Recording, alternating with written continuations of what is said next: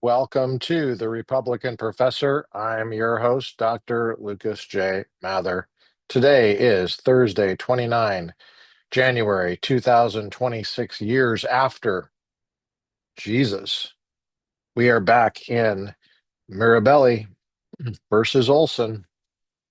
St. Benitez, Roger Benitez, on the district court, striking down the commandment, the rule in Democrat California that Democrat K through 12 personnel, basically anybody in K through 12, has to lie to parents about so-called transgender issues in school.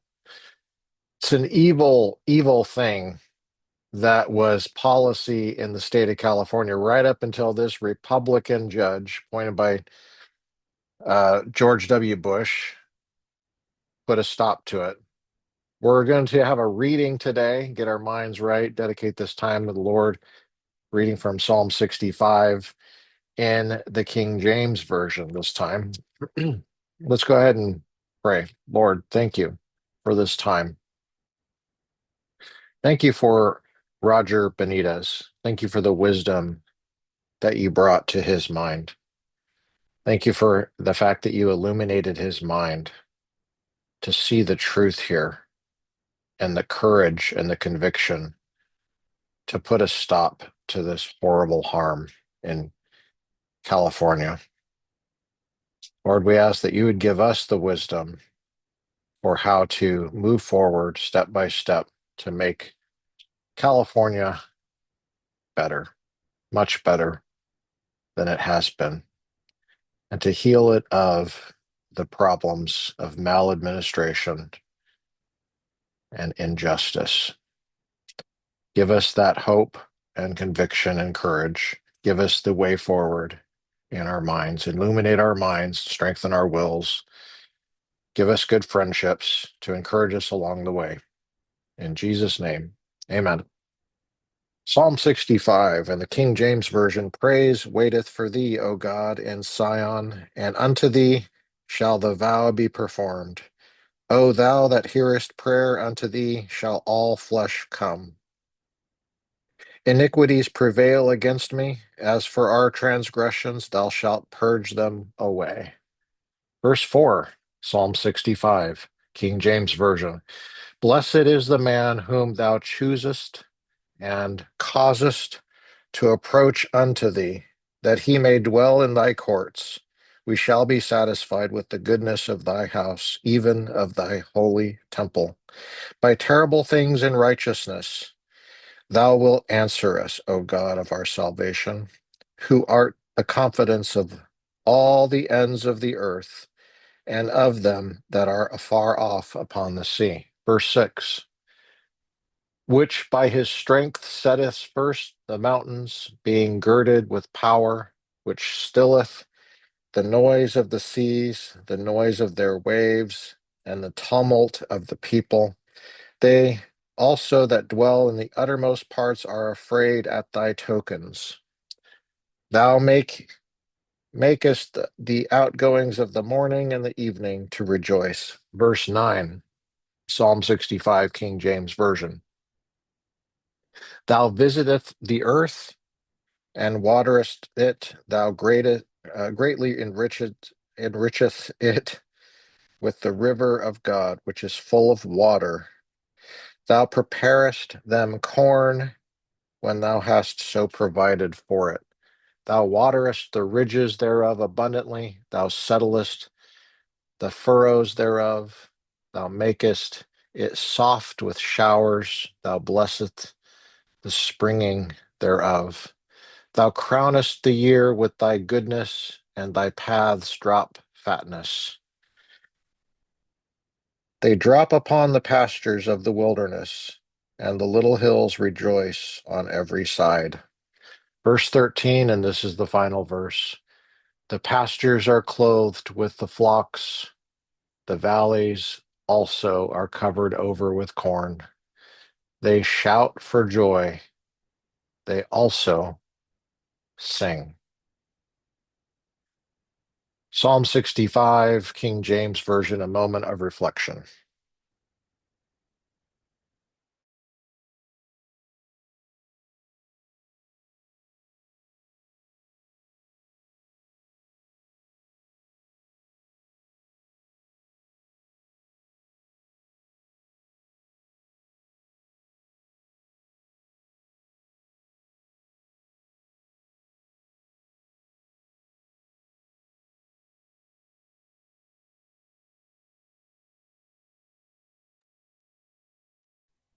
Okay, we are in United States District Court, Southern District of California. Filed 22 December 2025, years after Jesus. This is what it looks like, and these are the cigars I smoked when I was reading it and celebrating and studying it. And somewhere in the middle there, I did another work through, and this is where we're at. We're on page 10. I'm going to share my screen. Feel free to call me Sharon because I'm sharing my screen. We're in Roman numeral II on line 7, page 10. The plaintiff's motion for summary judgment. Now, a lot of you guys are not familiar with this, how this looks. And so you're getting a nice look here. This is a federal district court in California, signed by Roger Benitez. Roger Benitez, as I said, was confirmed by the Senate after George W. Bush uh, appointed him. And we are very happy with Roger Benitez. He's a man of integrity and knowledge and wisdom. So let's listen to what he has to say on this issue here. We continue. This is part 2. For part 1, you want to go back to December 30th, 2025, where we started this. The class action plaintiffs seek summary judgment and declaratory and injunctive relief from the state defendants, and that would be the Democrat California. The class claims numbered 1, 2, 3, 6, and 7, and 8 are addressed in reverse order from strongest to weakest, beginning with the class claims of parents and ending with the class claims of teachers. Applicable law, Roman numeral III. Federal Rule of Civil Procedure 56 sets forth the well-known standard for summary judgment as explained by a trio of Supreme Court cases. And you can take a look at those. The standards are not disputed here. Under these standards, summary judgment may be entered where there are no genuine issues of material fact and the moving party is entitled to judgment as a matter of law. The state defendants do not contend that genuine issues of material fact are present that require trial. They do not contend that. So California is saying there's no issues of fact here that need to be brought out in trial in an adversarial procedure here. So Benitez is saying, okay, well, let's just take a look at the law. And what does the law say? Pretty easy. State defendants do not contend that genuine issues of material fact are present that require trial.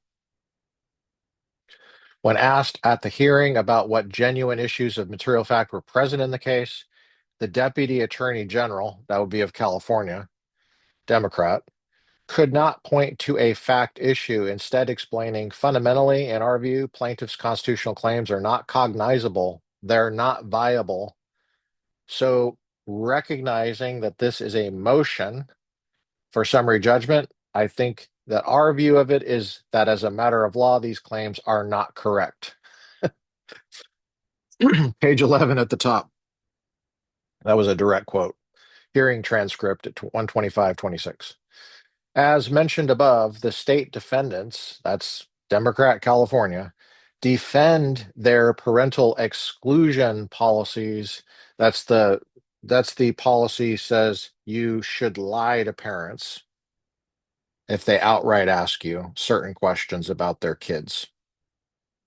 Like related to transgender stuff. Okay, so-called transgender stuff.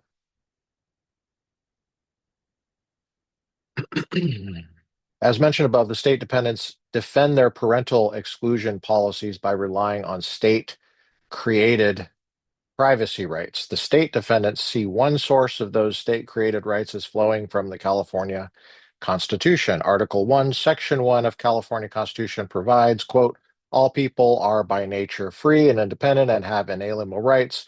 Among these are privacy, unquote. Another source of student privacy rights mentioned by the state defendants is found in state anti-discrimination laws. Primary statute is California Education Code Section 220. Section 220 prohibits discrimination by educational institutions in the following terms, quote, no person shall be subjected to discrimination on the basis of gender, gender identity, gender expression, or any other characteristic that is contained in the definition of hate crimes. Hate crimes set forth in section 422.55 of the Penal Code. Unquote. Hate crimes. There are not any love crimes, FYI, only hate crimes. So I'm looking at the footnotes here. Usually I skip the footnotes, but let me take a look at footnote 5. Again. Oh, I'm on the wrong paper. Okay, hold on. Hold up. Y'all hold up. I do want to point out that paper is important. See, I've got the paper and you should print it out. Make notes. See? For example, I can quickly look at the footnote and I see I have underlined gender dysphoria. I have a little check mark there. That means I have something to say about it. Okay, so stuff like that. You don't have to get all crazy here, but it just helps keep your mind on track.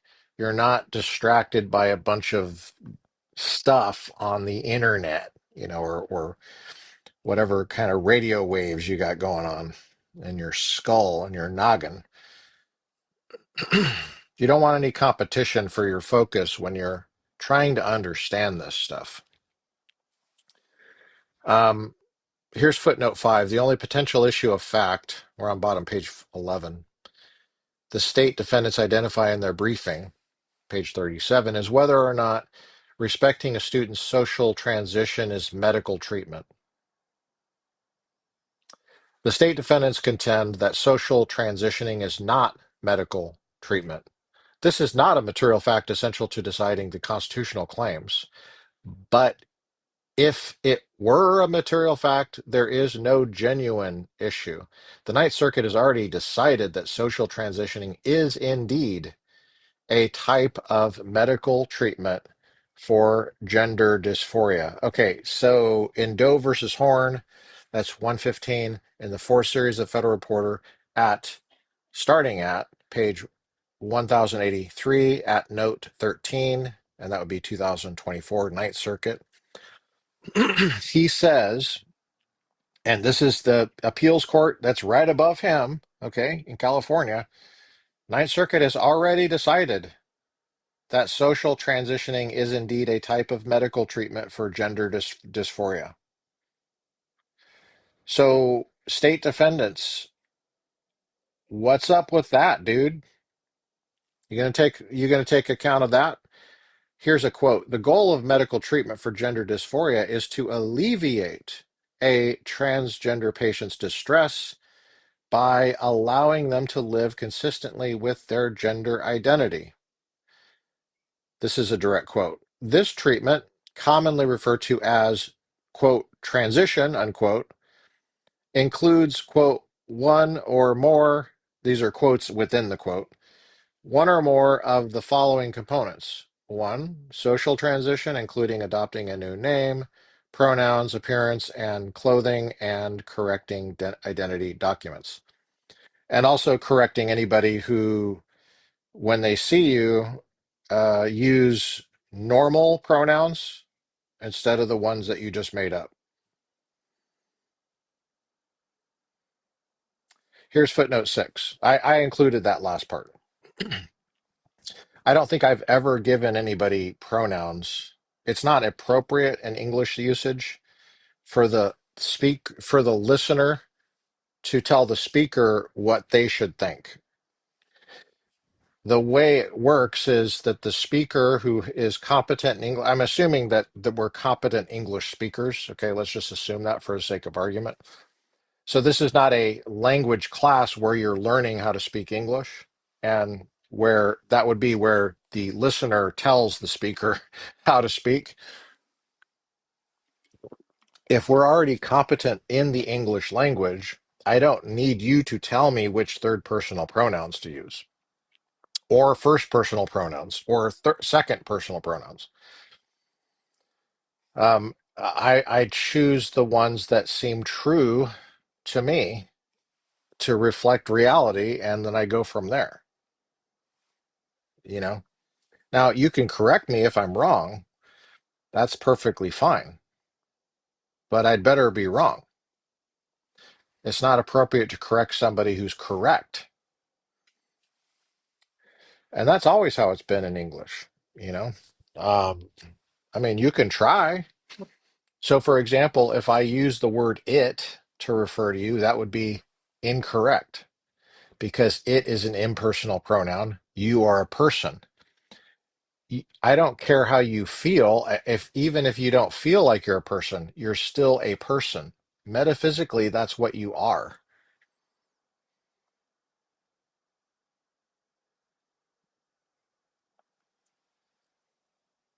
So I can tell by looking at you.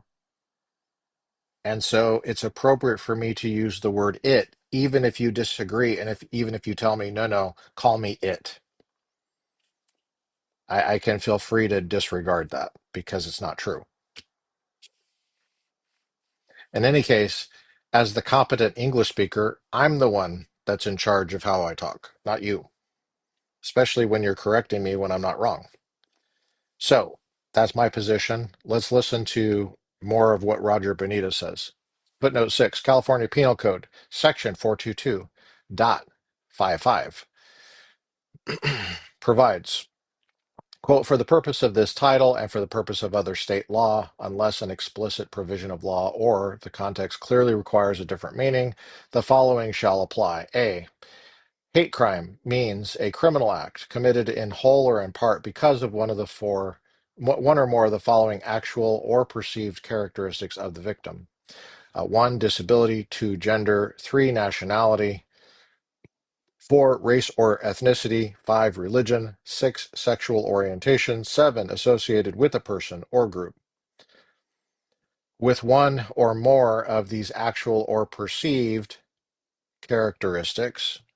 B, hate crime includes but is not limited to violation of Section 422.6. In turn, Penal Code Section 422.6, now we're on the bottom of page 12, provides will, quote, a person, whether or not acting under color of law, shall not by force or threat of force willfully injure, intimidate, interfere with, oppress, or threaten any other person in the free exercise or enjoyment of a right or privilege secured by the Constitution or laws of this state or by the Constitution or laws of the United States, in whole or in part, because of one or more of the actual or perceived characteristics of the victim listed in subdivision A of section 422.55.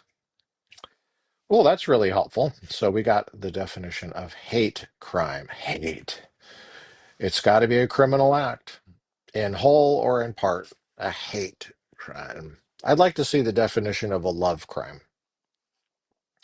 A love crime means a criminal act in whole or part because or one or more of the following actual or perceived characteristics that you like about the victim. Yeah, that would be interesting. I love your nationality. And then, the murderer is saying, I love your nationality. and that would be a love crime. As or as he's robbing a bank, and he absolutely loves the the little blue button that opens the door for the wheelchair. He loves that. And so that would be a love crime. All right. Let's keep going here. I have a very dry sense of humor, as you can tell. Page 12 at the top. Yeah. Oh, yeah. What could possibly go wrong? I back in the olden days, back in my day, back in my day, the issue of crime was much clearer. We didn't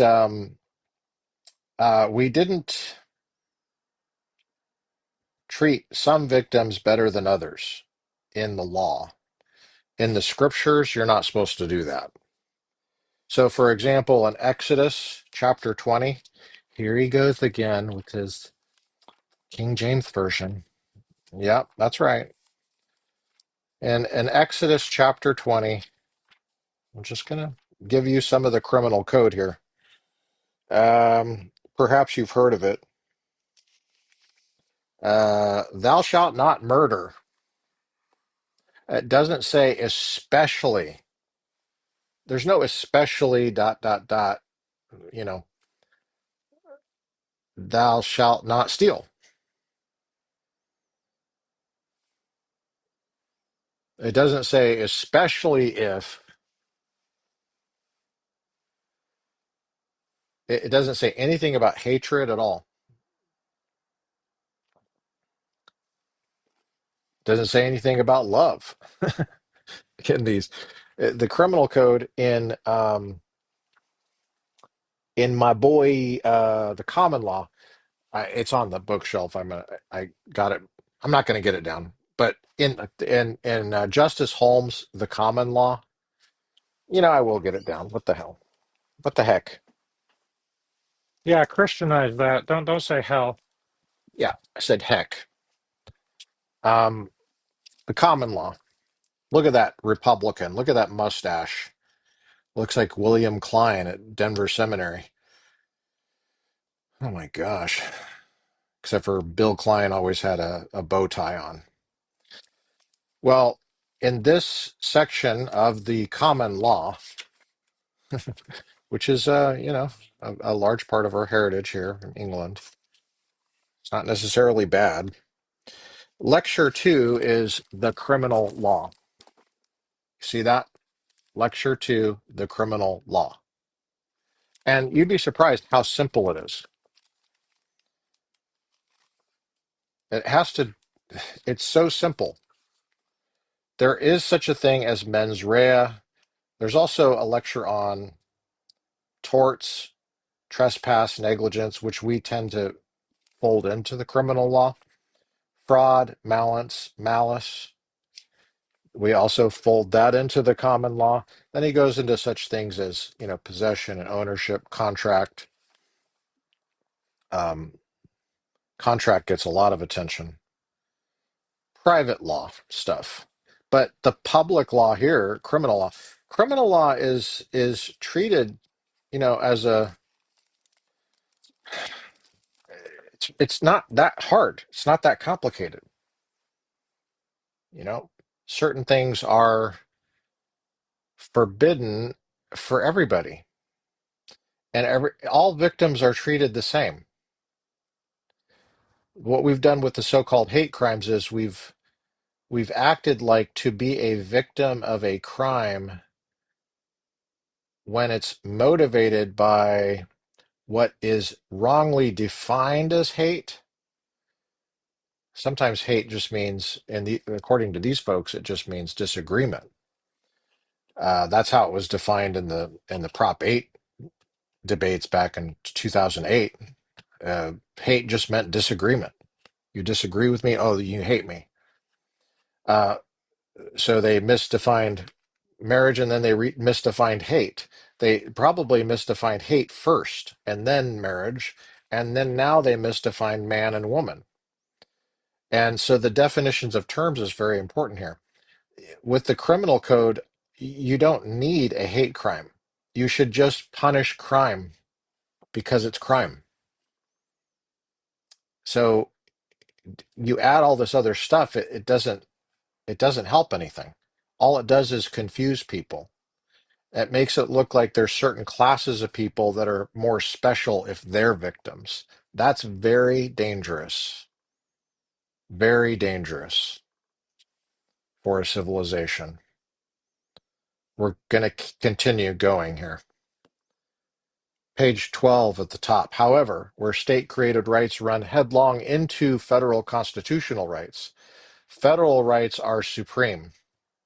Quote, the Supremacy Clause supplies a rule of decision when federal and state laws conflict. So, for example, when a regulated party cannot comply with both federal and state directives, the Supremacy Clause tells us the state law must yield. That's Martin versus United States, 605 U.S., starting at 395 at 409, 2025. Roman numeral IV, analysis. This is where he goes into the parents' 14th Amendment substantive due process rights, claim number 7. I'm going to mute it and take a sip of Kohi.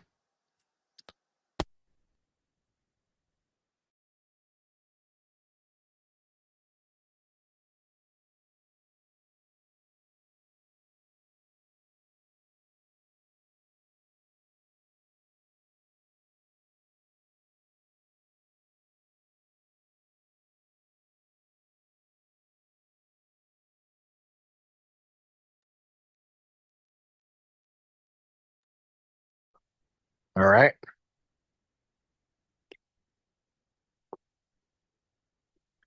Parents of public school children assert that the state's parental exclusion policies violate their substantive due process rights as parents. Substantive due process rights are rooted in the 14th Amendment Due Process Clause, which provides heightened protection against government interference with certain fundamental rights and liberty interests. I'm skipping citations, okay? For a substantive due process right, for a substantive due process claim, a court's analysis begins by carefully formulating the asserted right and adopting a narrow definition of the interest at stake. Next, a court considers whether the right is deeply rooted in this nation's history and tradition and implicit in the concept of ordered liberty, such that neither liberty nor justice would exist if it was sacrificed. Notice here the role of natural law. Liberty and justice are governing this. Ordered liberty. These are part of the natural law. Okay? Not merely the positive law.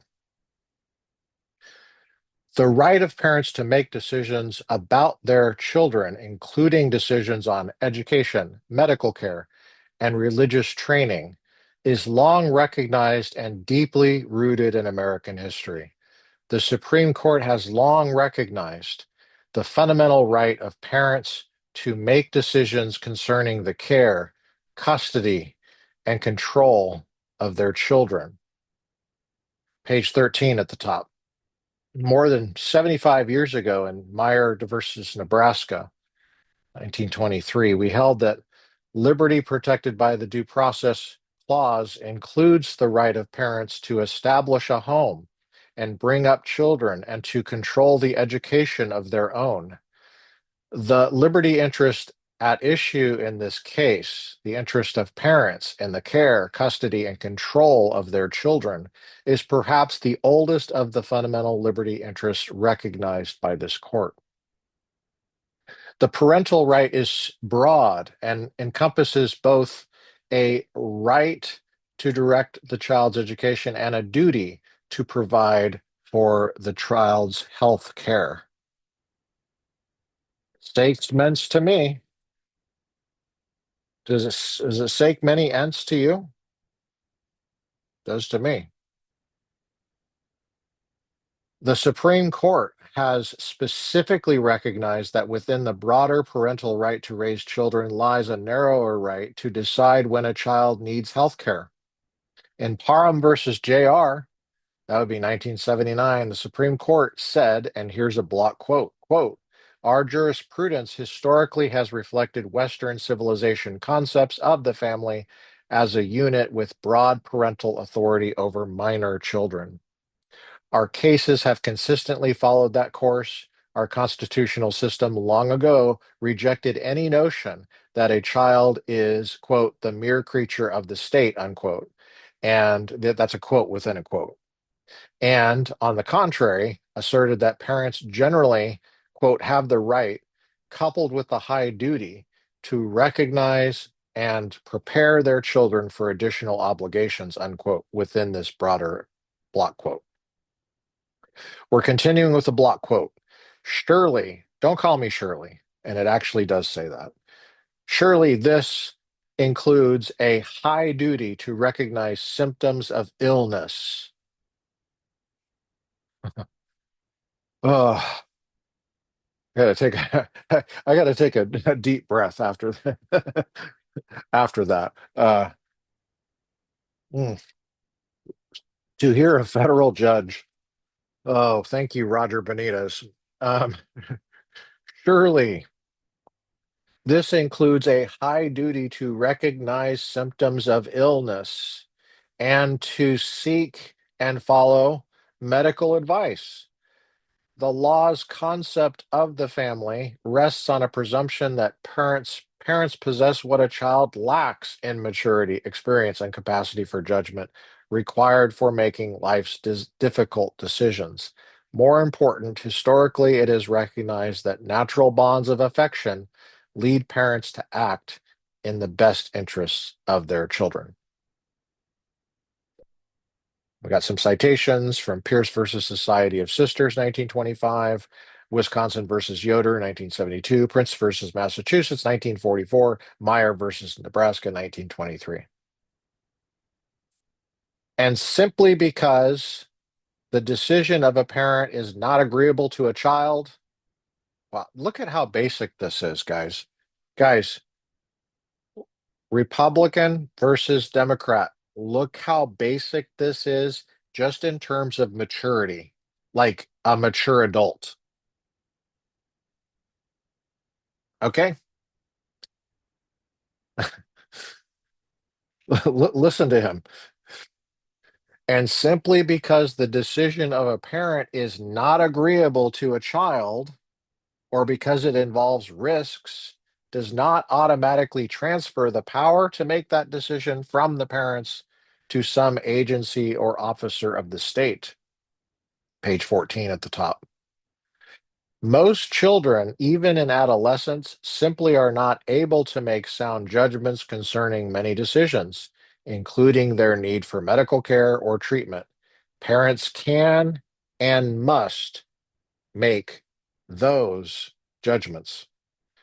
So strong is the parental right to make healthcare decisions for a child that even the dissenting justices in Parham took time to describe the necessity of a shield from state interference for the parent-child relationship. Here's another block quote, guys.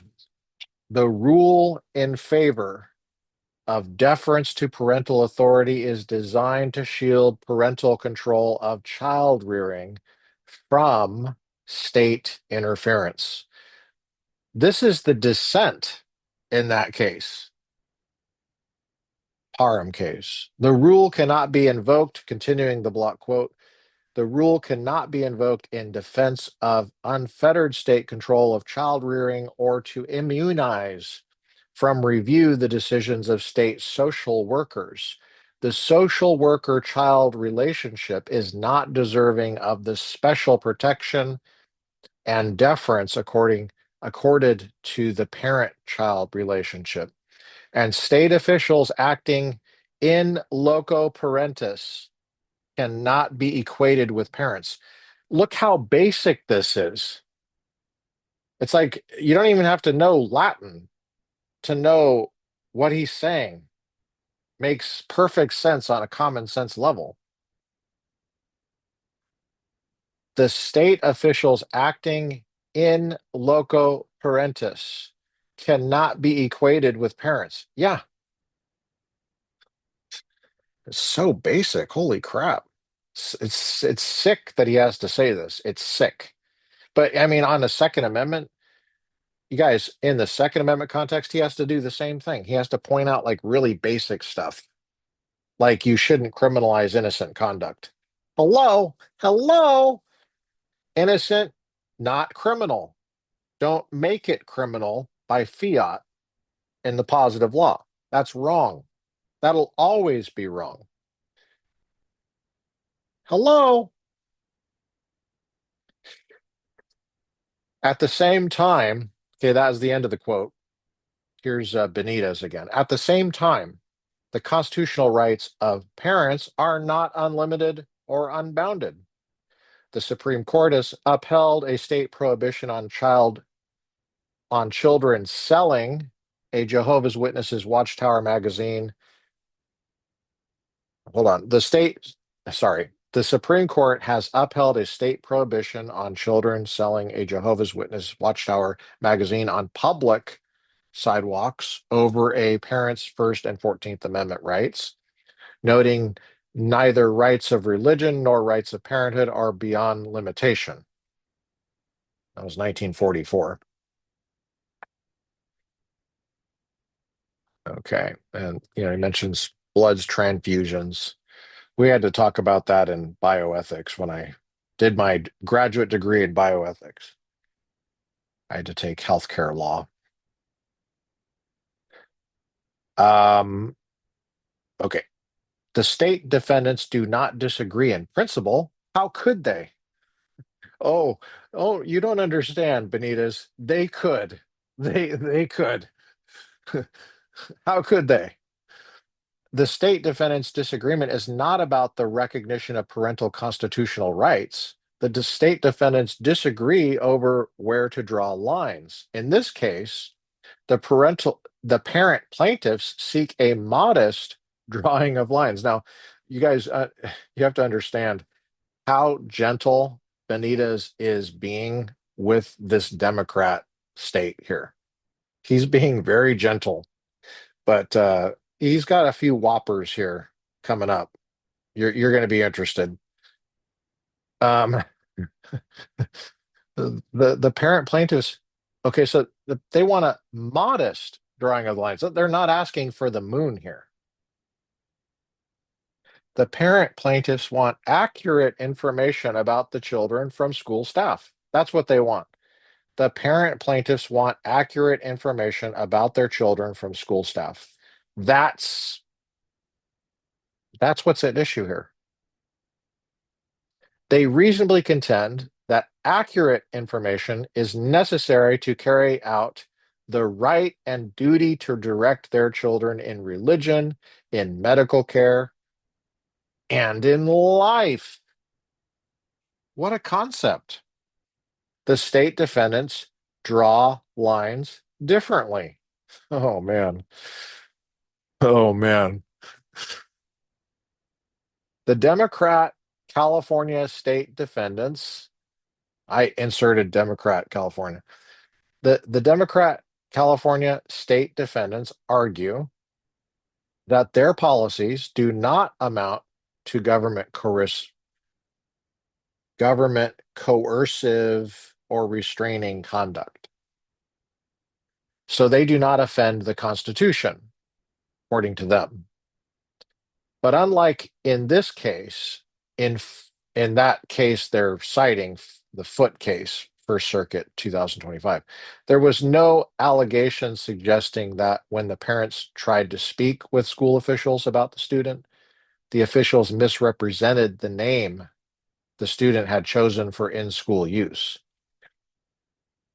That's a First Circuit case it's pretty recent. So if you don't know that case, it wouldn't help you. right there. Don't worry about it. We'll keep going here.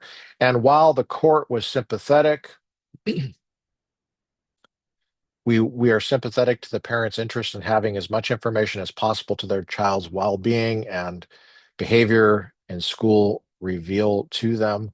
It drew the lines differently and concluded that this canon does not require governments to assist parents in exercising their fundamental right to direct the upbringing of their children. That's a First Circuit case, so it's not precedent for him. And you'll see how that plays into this. Um, Now, closer to home, we're on line 19, page 15. Closer to home, the Ninth Circuit has recognized that there is an absence of precedential rulings on this subject within the circuit. But it would be error to not decide these issues in the first instance simply because of a lack of precedent.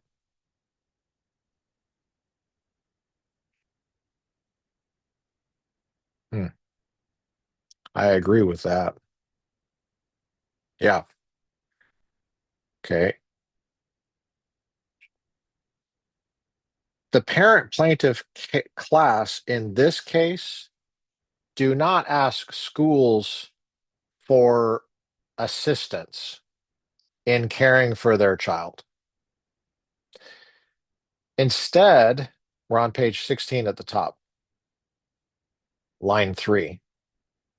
Instead, they ask schools not to erect barriers and to simply permit accurate communications about the well-being of their children.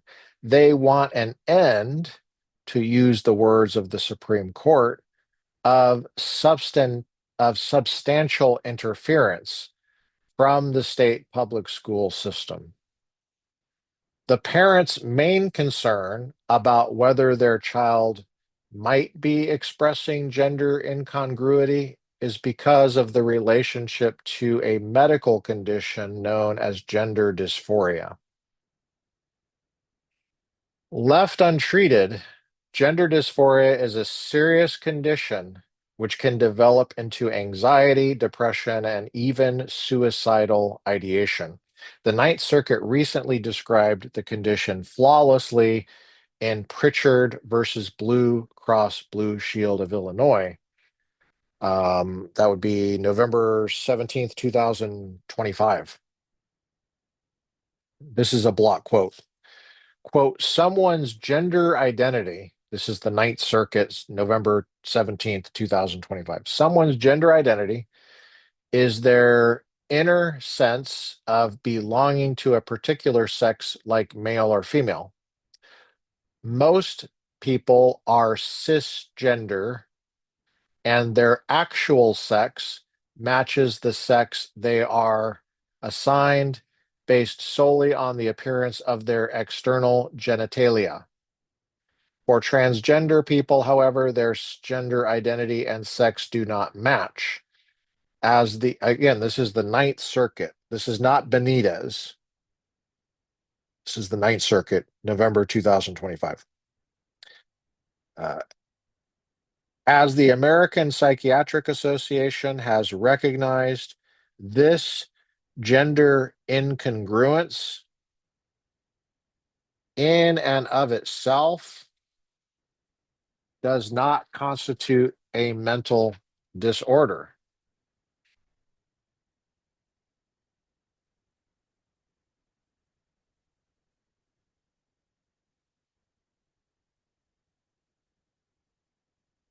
However, a transgender person can suffer from gender dysphoria if the marked incongruence between their expressed gender and assigned gender causes clinically significant distress or impairment in social, occupational, or other important areas of functioning. Without treatment, gender dysphoria can lead to anxiety, depression, suicide, and other mental health problems. Continuing the block quote, healthcare providers can treat gender dysphoria using counseling, hormone therapy, surgery, and other forms of gender affirming care. Providers adapt the treatments used to the medical needs of each patient. Not all patients need each treatment. Page 16 at the bottom. Now we're on page 17 at the top. Dr. Nathan Sandsberg, MD, is a double board certified psychiatrist with 40 years of experience. Sandsberg, I don't know how to say that. Sorry, it's Szajnberg.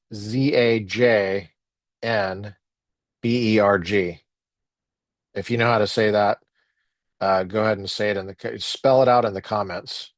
Um, and don't just spell the name. Okay, that's not that helpful. Sonberg testified that gender dysphoria is a specific medical diagnosis.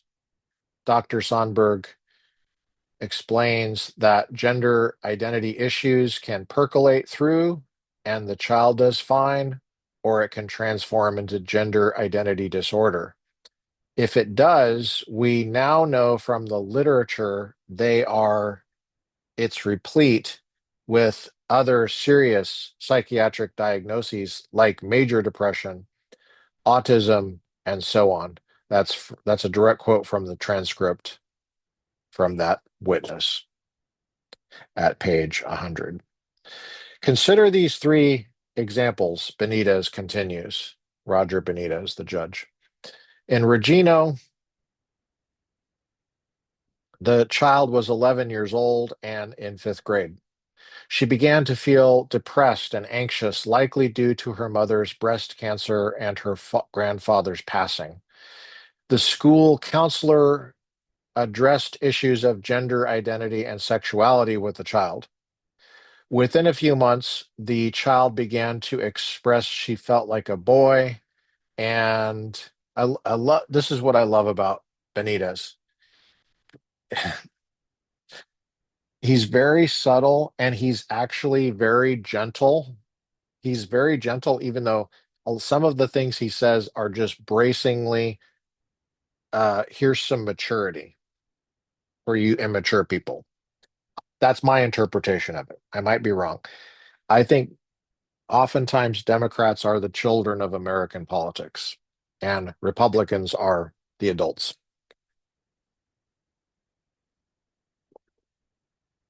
I mean, generally speaking, I think that's pretty fair political phenomenology.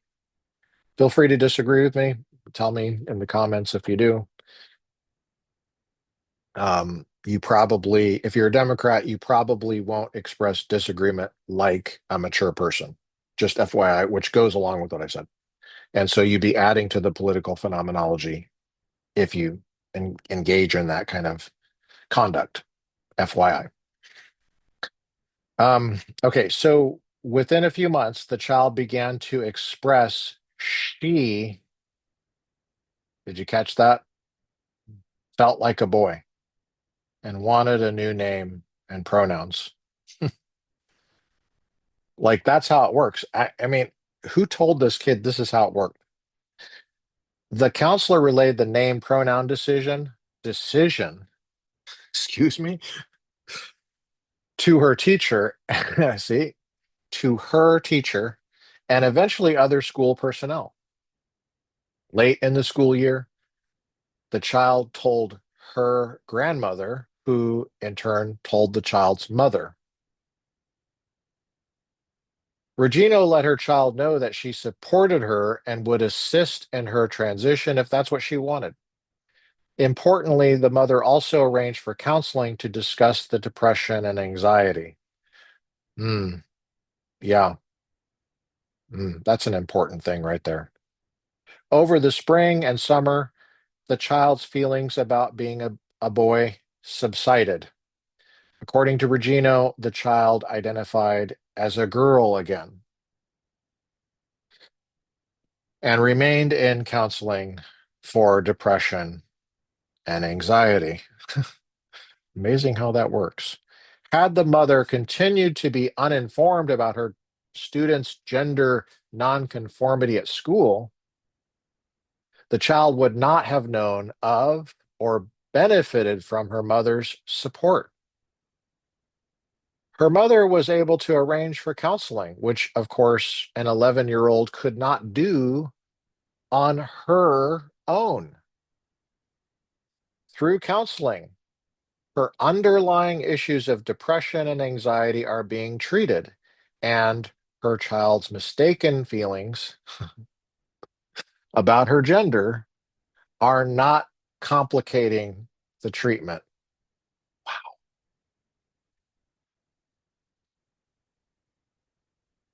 That's so good. I'm going to read it again. Through counseling, thank you, Roger Benitez. Lord, thank you for the courage of the Republican appointed Roger Benitez from a Cuban heritage family. They know what totalitarian government is. They fled Cuba. Lord, thank you for this man. Thank you for his courage and wisdom and insight. And we ask, Lord, that you would raise up quality, wise, good, courageous people for when he retires, Lord, that we would have a continuing stream and flow for the sake of flourishing in California, for the sake of these kids and these parents and these teachers, like Jessica Tapia, who was fired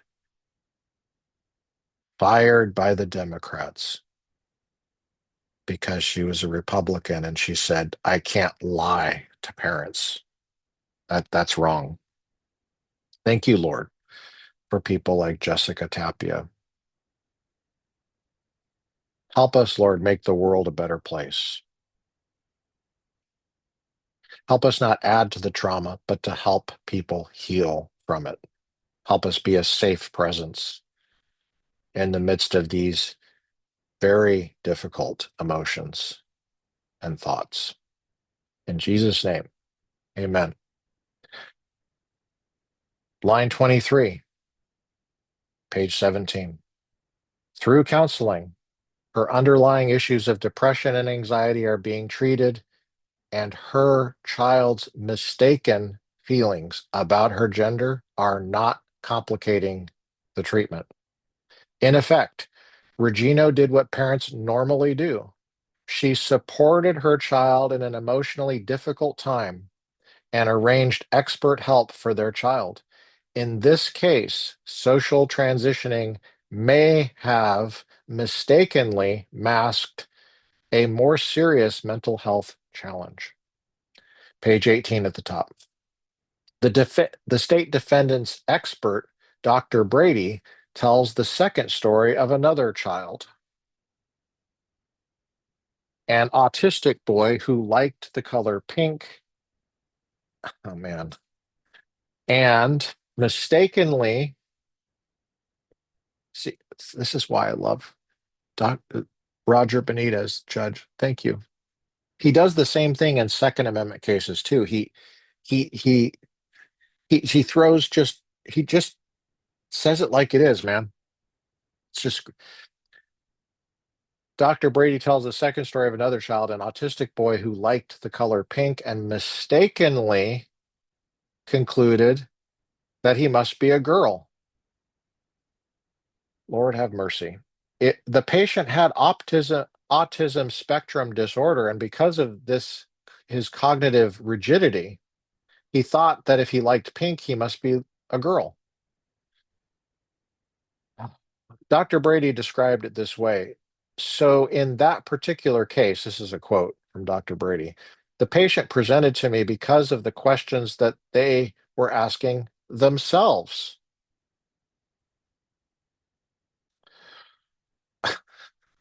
And so, our time together was spent on exploring why they felt that way and how they came to conclude that they were female identified.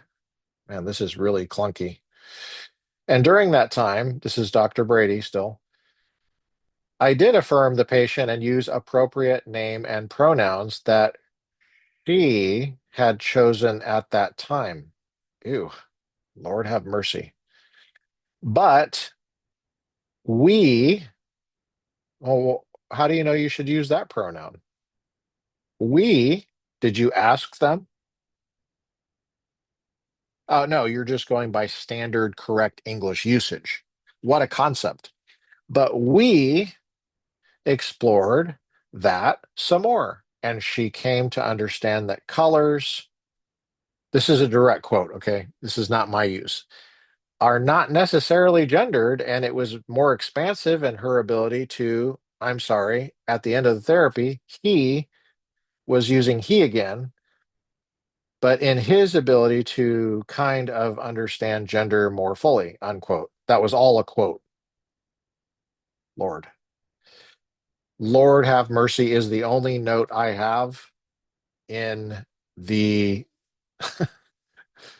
the margin of my printout. Again, I highly suggest you print it out, get rid of all the ads. Just, I just say, Lord have mercy. Lord have mercy on us.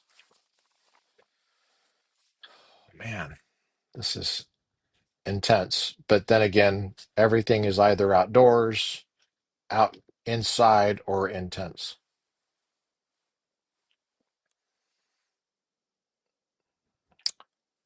Wow. The boy, the boy, after a time of supportive counseling, came to understand his innate male gender. Dr. Brady noted, quote, at least at the time we terminated therapy, he had come to a place where he was identifying as male, but identified he had feminine qualities. And then there is an error here, and I will point out the error. It's on line 15 of page 18. And there is supposed to be an unquote there, but there is missing an unquote, and shame on you, clerk of the court. Just kidding. I'm not really saying shame. I'm kind of kidding, but there is an error there. And I'm really excited when I find errors because I found one in Harvard University Press book a couple days ago. And I got all excited and I started screaming and throwing things like a chimpanzee. Because of counseling with Dr. Brady, the boy who liked pink is living a healthier, more self-aware, and integrated life. The counseling with Dr. Brady would not have taken place without the boy's parents being informed about his gender questioning. Because the parents were informed, they did what parents usually do and sought expert advice. The boy could not have arranged for counseling with Dr. Brady by himself had the parents been unaware of their boy's new gender expression. The boy, the boy, may have continued through his years mistakenly thinking he must be a girl and suffered from all of the dysphoria that may have followed. The third case study is a cautionary tale. How many more of these case studies can we take here, Dr. Benitez, Judge Benitez?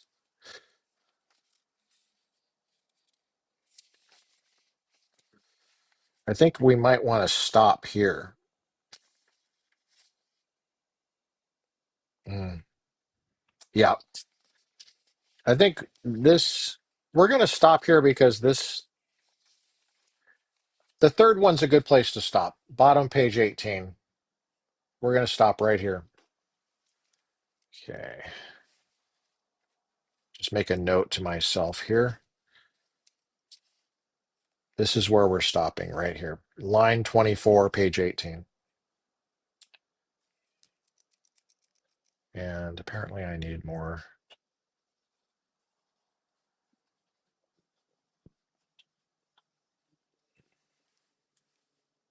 Okay.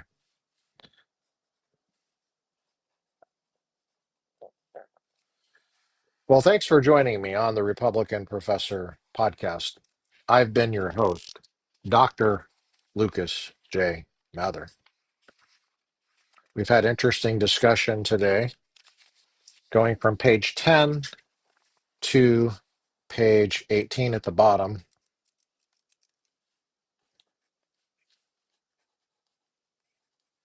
on this Thursday, 29 January 2026, years after Jesus.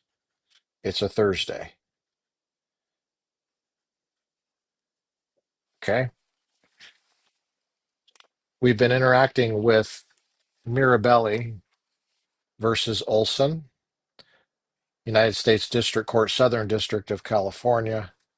Judge Roger Benitez issuing summary judgment in favor of the plaintiffs and granting a permanent injunction filed December 22nd, 2025, ending Democrat abuse of parents in the state of California.